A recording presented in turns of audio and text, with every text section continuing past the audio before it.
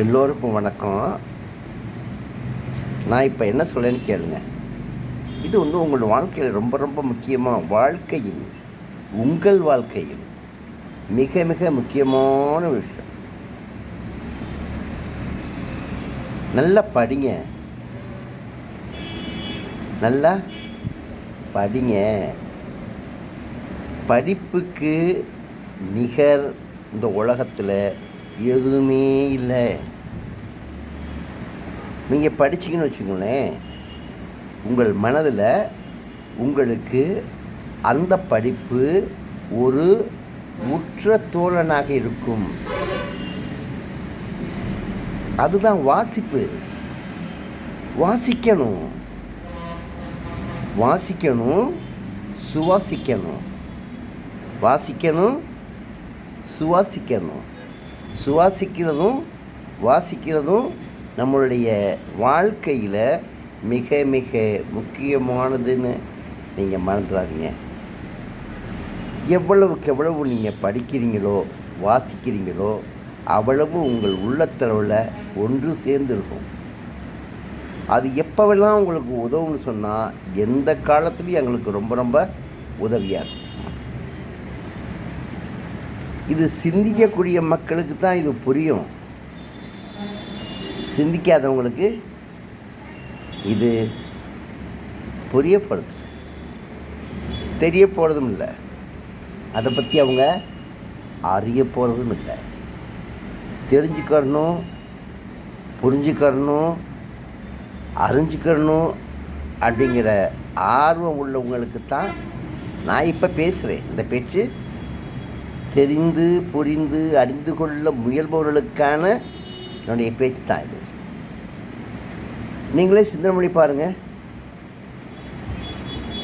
பள்ளியில் படித்த பாடம் நீங்கள் 1வது படித்தது நல்ல ஞாபகம் இருக்கும், 2வது படித்தது இன்னும் நல்லா ஞாபகம் இருக்கும், 3வது படித்தது அதை விட நல்லா ஞாபகம் இருக்கும், 4வது படித்தது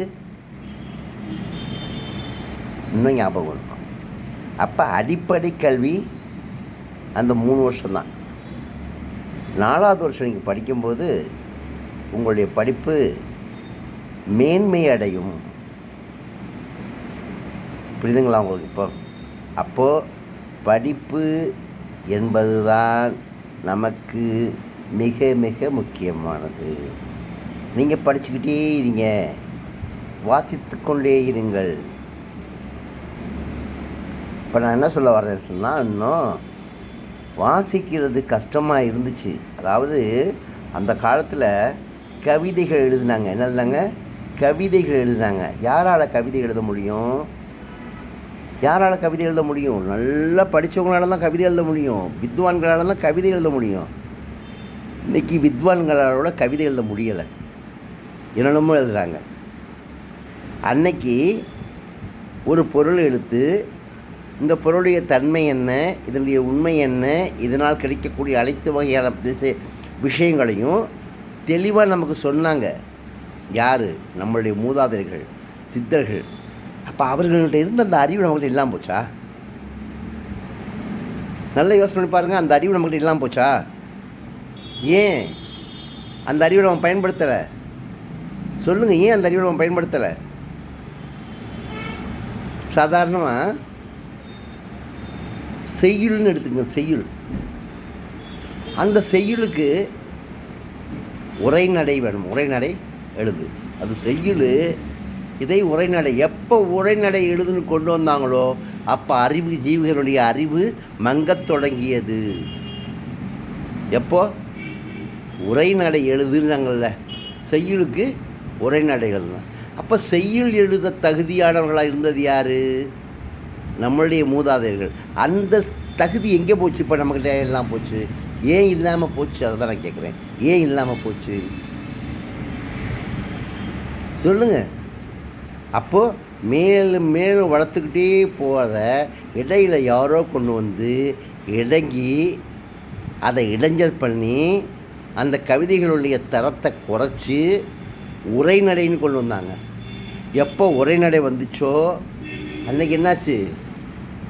தமிழனுடைய அறிவு சிதைவு அறிவு சிதைவு அப்போ தான் வந்தது. அப்போ தமிழர்கள் மிகவும் கூர்மையான எழுத்துடையவர்களாக, கூர்மையான அறிவுடையவர்களாக இருந்தாங்க அப்படிங்கிறதுக்கு பல வகையான சான்றுகள் இருக்குது. சாதாரணமாக எடுத்துக்கங்க திருக்குறள். அதே போல் இன்னும் நீங்கள் எடுத்துக்கங்க, திருக்குறள் மட்டும் இல்லை, இன்னும் நீங்கள் எதையெல்லாம் எடுத்துக்கலாமோ எல்லாத்தையுமே எடுத்துக்கலாம். எத்தனையோ காப்பியங்களும் காவியங்களும் தமிழிலே சிதைந்து புதைந்து கிடக்கின்றன. அதை வெளிக்கொணர முடியாமல் நாம் தவித்து கொண்டிருக்கின்றோம். அந்த காவியங்களை நாம் அறிந்து கொள்ள, தெரிந்து கொள்ள, எளிதாய் புரிந்து கொள்ள இறைவனுடைய உதவியினால் நமக்கு இப்பொழுது வந்துவிட்டது. 21 எழுத்துக்களை மட்டுமே வைத்து தமிழை முழுமையாக தப்பின்றி தவறின்றி உச்சரிப்பு கோளாறு இன்றி படித்திட முடியும் என்று. 1ஆம் வகுப்பு குழந்தை ஒரு வருடத்திலே படித்து முடித்துவிடும். தமிழை எழுதவும் படிக்கவும் கற்றுக்கொண்டு விடும். 1ஆம் வகுப்பு படிக்கும் குழந்தையை நான் சொல்லுகின்றேன். நீங்கள் நம்புவீர்களா? இல்லை என்னை முட்டாள் என்று சொல்லுவீர்களா? எதை வேண்டுமானாலும் சொல்லுங்கள், என்னை முட்டாள் என்றே சொல்லுங்கள். ஆனால் என் தமிழினம் மேலும் மேலும் வளர வேண்டும் என்பதற்காக நான் கண்டுபிடித்த, நான் தேடி தேடி ஆய்ந்தெடுத்து உங்களிடம் கொடுத்திருக்கின்ற புதுமை தமிழ் என்ற இந்த எழுத்து 21 எழுத்துக்கள் மட்டும் இருந்தாலே போதும். 21 எழுத்துக்கள் எப்படி என்று கேட்கிறீர்களா? மெய்யெழுத்துக்கள் 18 நான் கை வைக்கவில்லை. உயிரெழுத்துக்கள் 12ஐ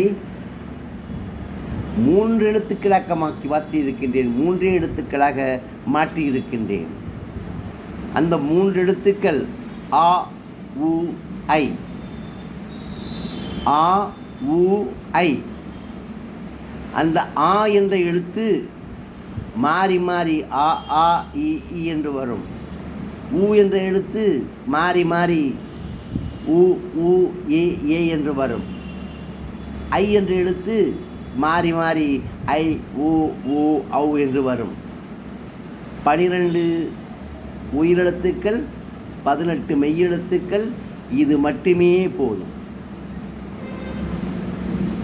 தமிழிலே எத்தனை எழுத்து என்று கேட்டால் நீங்கள் 247 எழுத்து என்று சொல்லுகின்றீர்கள். அதில் 1000 எழுத்து ஒன்று போக 246 எழுத்துக்களுக்கும் என்ன எழுத்துக்கள் முக்கியமானது என்றால் உயிரும் மெய்யும் சேர்ந்த உயிரெழுத்துக்கள் என்று சொல்லுகின்றீர்கள். உயிரெழுத்துக்கள் 12, மெய்யெழுத்துக்கள் 18. 18ம் 12ம் 30. இந்த 30 எழுத்துக்கள் தான் 246 எழுத்துக்களாக நமக்கு கிடைத்திருக்கின்றன. ஏன் இந்த 246 எழுத்தாக கிடைக்க வைத்தோம்? அங்குதான் நமக்கு இன்னல் ஏற்பட்டது, அங்குதான் நமக்கு சிந்தனை குறைவு ஏற்பட்டது, அங்குதான் நமக்கு சிந்தனை சிதைவு ஏற்பட்டது. நன்கு யோசித்து பாருங்கள். 30 எழுத்துத்தான் தமிழ், 30 எழுத்துத்தான் தமிழ் என்பதை மறந்தோம். அதை விடுத்து அடுத்த ஒரு எழுத்துக்கு நாம் சென்றோம். ஓர் எழுத்தினுடைய உருவத்தை மாற்றினோம். வேறு ஒரு குறி, 30 எழுத்து குறிகள் மட்டும் விட்டுவிட்டு வேறு ஒரு குறியையும் கொண்டு வந்தோம். அதனால் நாம் சிந்தனையை இழந்தோம். நம் சிறார்கள் சிந்தனையை இழக்க ஒரு நிலைமையை ஏற்படுத்தியது நாம் தானா? யார் அதை செய்தது? ஏன் அதை செய்தார்கள்? எப்படி அதை செய்தார்கள்? அதனால் வந்த விளைவு என்ன என்பதை நாம் சிந்திக்காமல் இருப்பதுதான் மிகவும் ஒரு நம்மை நாமே இன்னும் கீழ்மைப்படுத்தி கொள்ள, கீழாக்கி கொள்ளும் ஒரு விஷயமாகும். இந்த 30 எழுத்து தமிழை நீங்கள் படியுங்கள். ஒரே வருடத்தில் குழந்தை முழுத்தமிழையும் படித்துவிடும். 2ஆம் வகுப்பு சென்றவுடன் ஈரெழுத்துச் சொற்களையும் மூவெழுத்துச் சொற்களையும் முற்றிலுமாக அறிந்து கொள்ளும். 3ஆம் வகுப்பு செல்லும் பொழுது 4 எழுத்துச் சொற்கள், 5 எழுத்துச் சொற்களை அவர் படித்து ஆரம்பித்து விடும். அதனுடைய தன்மை மாறிவிடும். அவருடைய அறிவு கூர்மை மிக பெரிதாகிவிடும். நான் ஏதோ தவறாக கூறுகிறேன், உளறுகின்றேன், பைத்தியன் பிடித்தவரைப் போன்று பேசுகின்றேன் என்று நீங்கள் நினைக்கின்றீர்களா? சிறிது சிந்தியுங்கள் என் அன்பு சகோதர சகோதரிகளே, அன்பு தமிழ் செல்வங்களே. 30 எழுத்துக்கள் மட்டுமே போதும். 30 எழுத்துக்கள் மட்டுமே போதும் முழு தமிழையும் நாம் எழுதவும் படிக்கவும். ஓர் எழுத்தே ஆயுத எழுத்து என்று சொல்லுகின்றோம். அந்த ஆயுத எழுத்து இருக்கக்கூடிய மொழி வேறு எந்த மொழியுமே கிடையாது. ஆயுத எழுத்து என்று நாம் சொல்லக்கூடிய அந்த ஒரு எழுத்து இருக்கின்றதே, அப்படி குறிப்பிட்ட ஒரு எழுத்து உலகத்திலே கிடையாது. இதை வைத்துத்தான் சொல்லுகின்றேன் நான், தமிழ் உலகத்திலே முதலிலே தோன்றிய மொழி தமிழ் என்று. ஆரம்பமே வேர் விட்டு முளைத்தது. அந்த வேர் விட்டு முளைத்தது தான் அந்த ஆயுத எழுத்து. நன்கு சிந்தித்து பாருங்கள் என் அன்பு தமிழ் சமூகமே, தமிழ் சமுதாயமே, அறிஞர்களே, பெருமக்களே, உங்கள் அனைவருக்கும் என்னுடைய அன்பார்ந்த வாழ்த்துக்களை கூறிக்கொள்கின்றேன். மீண்டும் மீண்டும் சிந்தியுங்கள், உண்மையை கண்டுபிடியுங்கள், உண்மையின் தன்மையை கொண்டு வந்து நம் தமிழ் மக்களுக்கு கொடுத்து உதவி செய்வீர்கள் என்று மிகவும் அன்புடன் கேட்டுக்கொள்கின்றேன். நன்றி, வணக்கம்.